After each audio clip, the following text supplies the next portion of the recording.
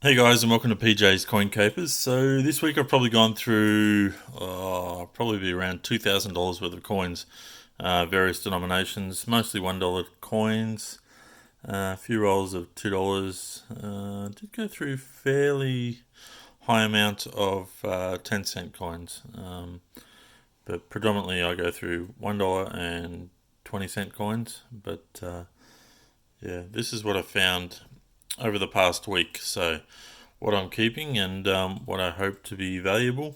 Um, let's go through and see what I found. All right, let's start from the bottom here. This is just a nice 2003 10-cent coin. It's fairly nice condition. It's just one I'm going to put away in my own little collection, just because I'll just compare it to what I already hold. But it was just one I thought, well, worth pulling out and upgrading if I don't have as good a one as good a one as this one. Found a couple of 2011 10 cents, which is nice because I gave away 4 this week. And congrats to those guys who received one. And I found 2 back, so that's nice. Got to find another 2 more. One 1972 5-cent coin. Always a keeper in any condition. And yeah, I'm always happy to find one of these. These are very tough to find these days. Usually, on average, one in every $100 worth of 5. This time I only went through probably about, I think it was about $20 worth, and I found this one. So I was quite happy to have that one. So I'm continuing to just take each and every 2018 5-cent coin out of circulation that I find. Because we don't know what the mintage is. It currently says, I think it was 3.3 million, but that could blow out. And based on the number that I'm finding, and like I said, I've probably had about $20 worth. I've probably got about 20, 25 coins right there that I've pulled out. So, yeah, who knows? I have my feelings there's going to be many more millions more, but maybe they're not in all parts of the country and they're consolidated in my area. So, yeah, I'll keep holding on to each and every one until we know the mintage, which we'll find out later on this year, probably around November. I just pulled out one fairly nice graded 10-cent changeover. There were others, but not as good a nick. I found 3 5-cent changeovers. The lowest minted coin as it stands right now. Sorry, lowest minted 5-cent coin as it stands right now. This is just a nice 1981 20-cent coin. And the reason why I've kept this one is because because of the grade, but it also is a 3.5 claw. So this is a Canadian minted, and you'll see there, if I'm holding it correctly, you'll see that it is underneath the 2 there. There's a half claw, so that's a 3.5 claw. So that one is a Canadian minted one. So good to keep in high grade. You do find plenty of them, but this one's a fairly nice clean coin. So keep those ones as well. Alright, trying to zoom out a bit. Alright, pop that one back.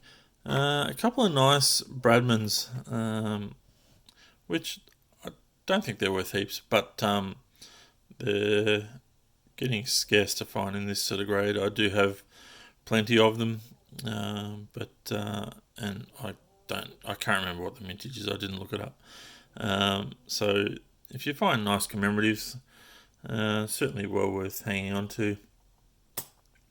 Now this was a nice find actually. This is try not to touch this one too much, but this is a 1993 $2 coin. Now you can see it's got some nice luster to it, and to find a 93 coin in this condition is extremely rare these days to find in circulation. So this particular coin, the 1993, is a low mintage. Just over 4 million of these were made, and if you collect $2 coins, you'll need to have something like this if you don't want to buy one. So yeah, this is one I'll add to my collection.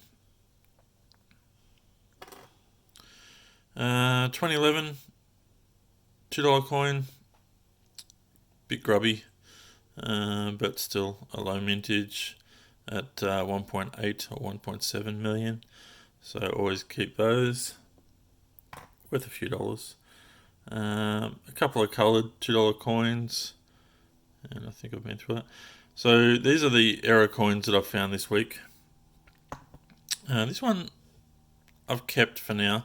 You can see there that this is 2005. You can read it but so I've kept it for now just purely because it is very difficult to read that 2005. So maybe there was something on the die,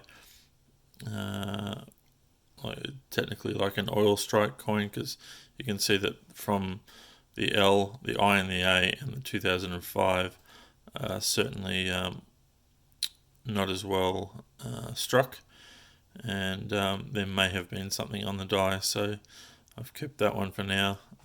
So I'll have a closer look at that and see if it's anything worth hanging on to.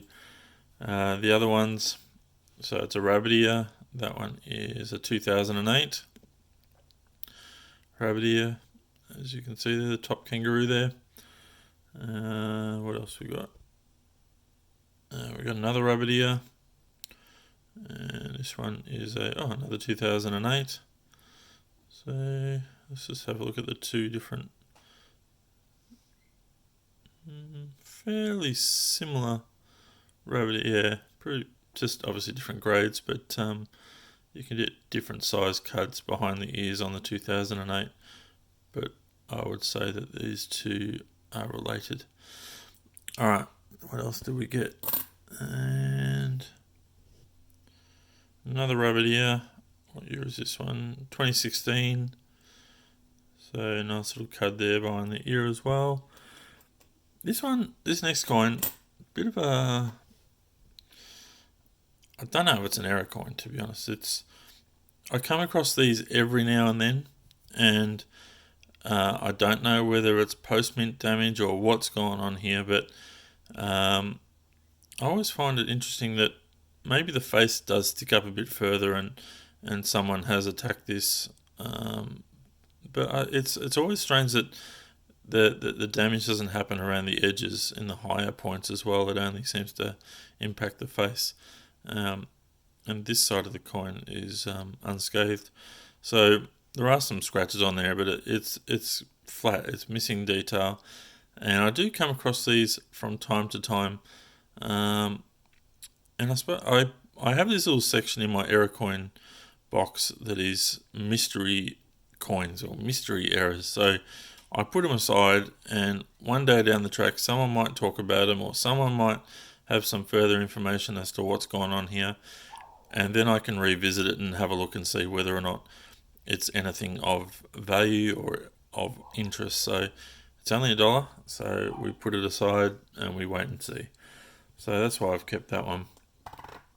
And this 50-cent coin is a 2004. Now, I had a little bit of a closer look at this, and it's got some doubling, certainly around the feet of the kangaroo. You can see there, certainly on the left foot, there's a big double line going across the bottom of the foot, and you'll see it going up the back of the leg and certainly up the back of the tail, depending on how I hold it in the light there. So yeah, and obviously clearly around the 5 and the 0 right around the edges, and the internal of the 0 for the 50 has some doubling possibly on the inside of the emu's leg as well. Even on the emu's back there. So there's a bit of doubling, and this has possibly been struck twice, or the die was wearing out. So take a look. These do happen from time to time as the dies wear out, or possibly get stuck in the die. There's nothing on the obverse, but yeah, something to look out for. And I found a couple of Federation coins. I'll zoom back out again. A couple of Federation 50s. So we've got a Queensland and a ACT. ACT is a tough one to come by. So quite happy with those finds. 2 New South Wales 20-cent Federation coins. I certainly find a lot more 50-cent Federation coins than what I do 20-cent Federation coins. This was a great find as well. A 1985 50-cent coin, low mintage, 1 million, but in a nice grade. So very happy with that find. And I'll check my collection to see whether or not that's a one to put in my folder. Found 3 Marbos this week, which I was quite happy with. So probably found about 10 of these now, which is great. Took me forever to even find one, and then they've just come on in abundance. So which I'm happy about. Where are we going? Oh yeah, this is sort of the frustrating part of the week.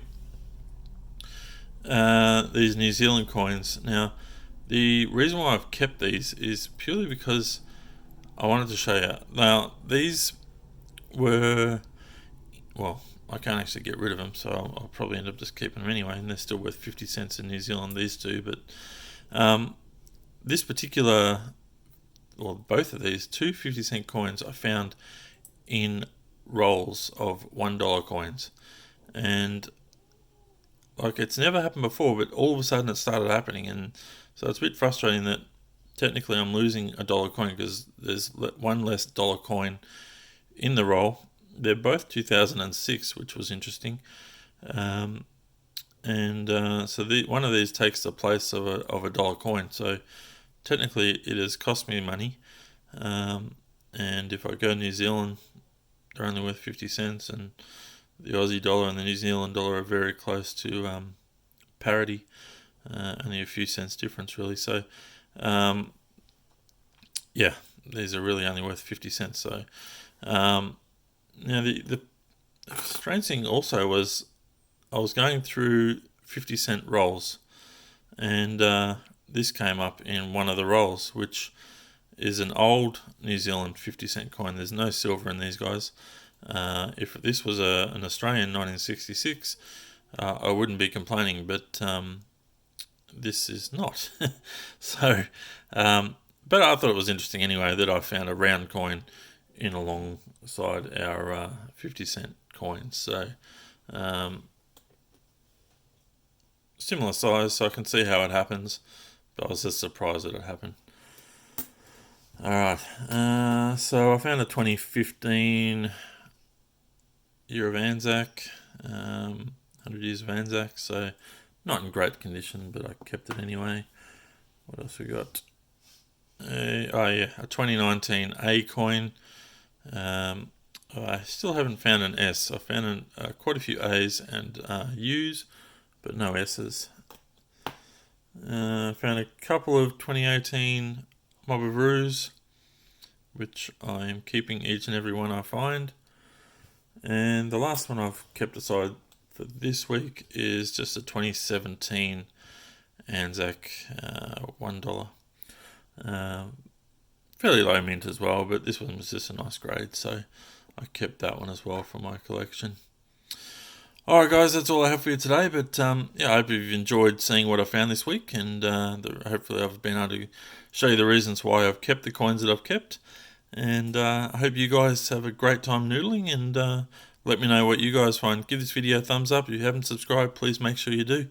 Alright guys, thanks for watching.